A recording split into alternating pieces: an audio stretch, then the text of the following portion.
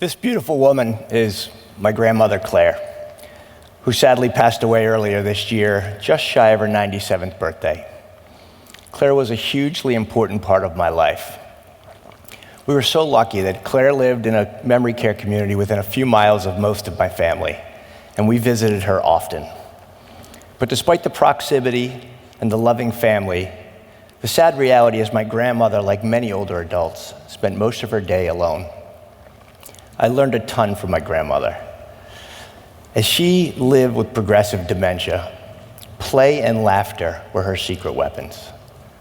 She remains an incredible inspiration in my life and a catalyst for my interest in this topic.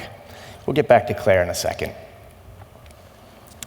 Loneliness and social isolation have combined to create a global epidemic facing our older adult population, and most people aren't aware that it exists.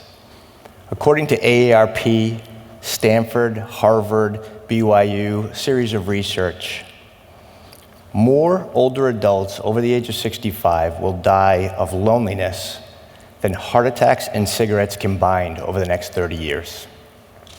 They also found that social isolation can increase mortality by 30 to 60%. I'm sure most of you are aware of the population explosion that's happening as our baby boomers turn 65 and beyond.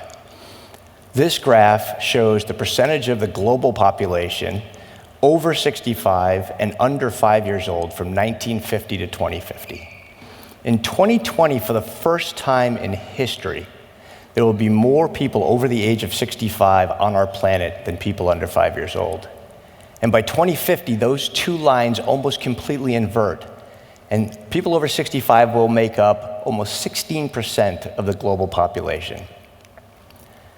Now, you don't have to go far to see this epidemic or this population explosion. According to the 2010 census, Rhode Island's population reached 16%, 65 and over, in 2010, way ahead of the global trend. Now, there's good news.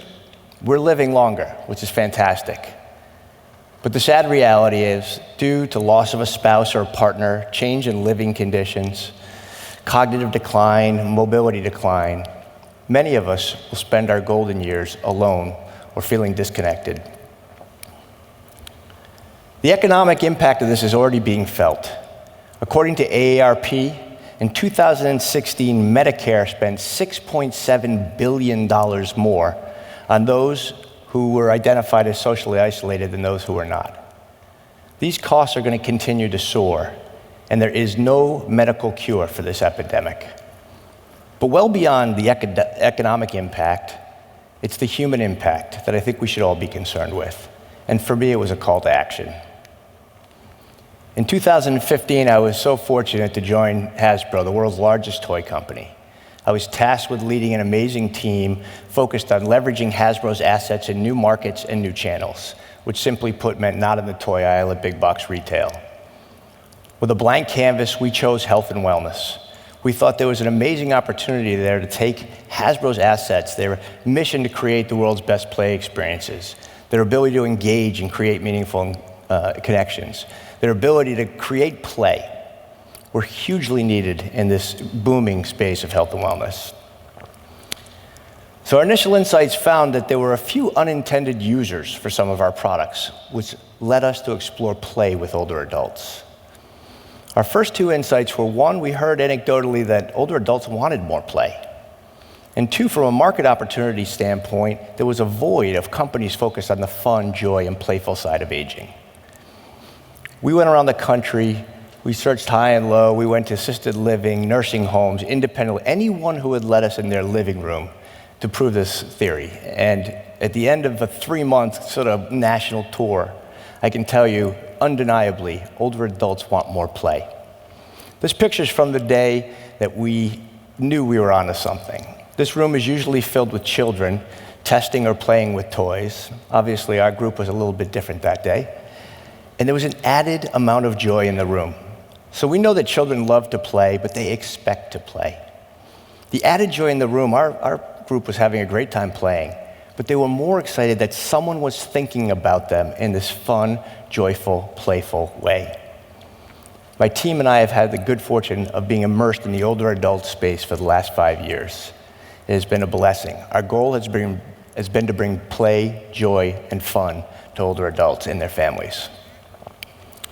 We have found that play breaks down meaningful barriers that get in the way of important connections.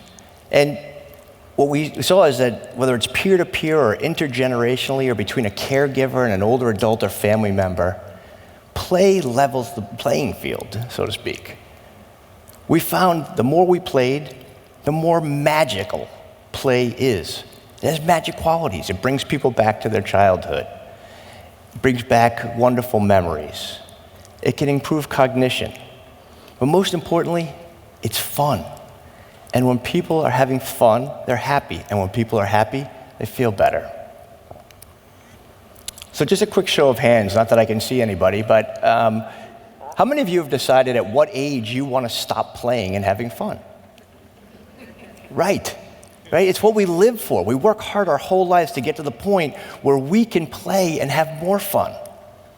I mean, play is not just something that kids do, although we live in a culture that tells us we're too old for that. I'm here to tell you we're not. Play is a basic human need. It is something we can all do. It's simple, it's inexpensive, usually free. It just needs to be fun. In a world where our aging population is growing exponentially, medical costs are soaring, and meaningful connections are more difficult, I would argue that play is the solution or the cure for this epidemic. Back to Claire. My grandma and I were incredibly close. She laughed at everything I said, usually before I even said it. I was the crazy grandson who bought her a 7-foot blow-up Spider-Man for Mother's Day, which she proudly displayed in her living room for about a year. Anything crazy like a Nerf blaster that she could shoot with, and usually at her great-grandchildren, I would look for the funniest, craziest things like this tie-dyed whatever this thing is, that somehow found a place on her couch like it belonged there. For her 90th birthday, I gave her a picture book. It was our faces plastered on images of our life together. I've never seen anyone laugh harder than I've seen my grandmother laugh turning these pages at her birthday, and everyone that came through her door got a chance to see the book. She was an amazing woman. She helped me see that in difficult times, play can be the bridge back to happy times. She changed how I looked at older adults in general and how I could interact with them. My team and I now have seen it thousands of times, the act of simple, joyful play and what it can do to change difficult situations with older adults.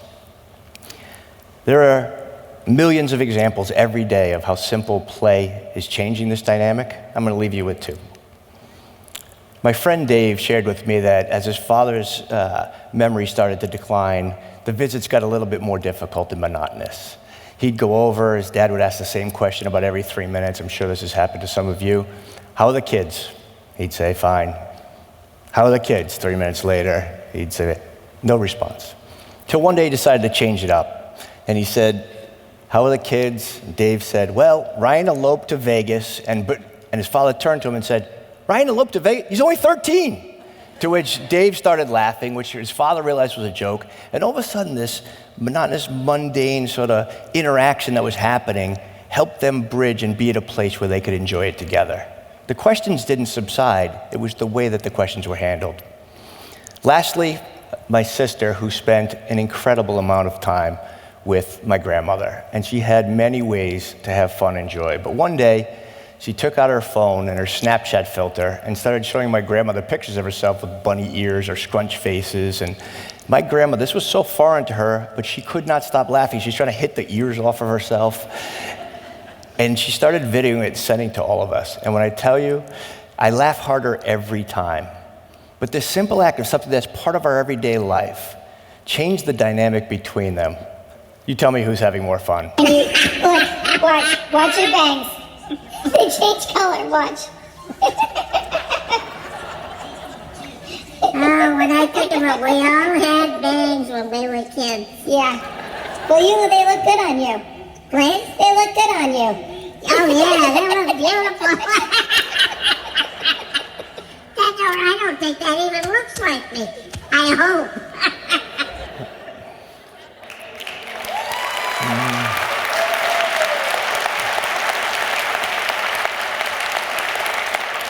We're starting a movement to end social isolation and loneliness through the power of play.